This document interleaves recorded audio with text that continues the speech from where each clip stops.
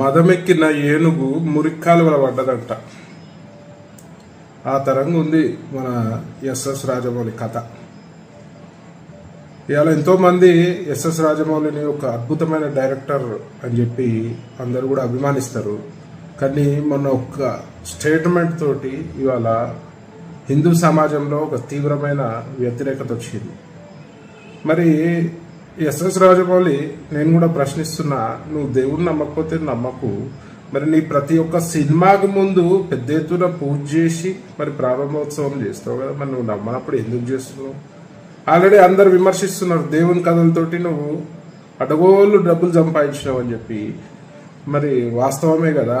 మరి ఈ హిందూ సమాజం నీ యొక్క సినిమాలను చూడకపోతే ఓన్లీ నాస్తిక కుక్కలతోటే నువ్వు సినిమా చెయ్యి, ఓన్లీ నాస్తిక కుక్కలనే అలౌ చేయి నీ సినిమాలకి.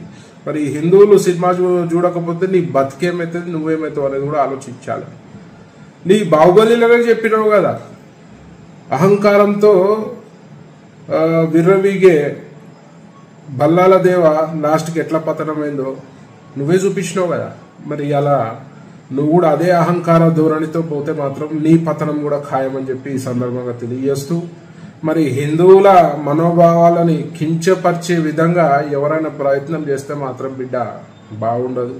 మరి దానికి చాలా రకాలుగా నువ్వు సమస్యను ఎదుర్కోవాల్సి వస్తుందని చెప్పి సందర్భంగా తెలియజేస్తూ, మరి వెంటనే నువ్వు హిందూ సమాజానికి క్షమాపణ చెప్పాల్సిన తరుణం ఇది.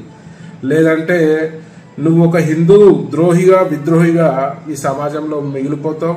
నీ ఎంత టాలెంట్ ఉన్నా కూడా పనిచేయదు. ఎందుకంటే ఒకసారి హిందూ సమాజం విద్వేషిస్తే నీ బ్రతుకు హీరో నుంచి జీరో అవుతుందని ఈ సందర్భంగా తెలియజేస్తూ వెంటనే నువ్వు క్షమాపణ చెప్పాలని చెప్పి నేను డిమాండ్ చేస్తున్నా.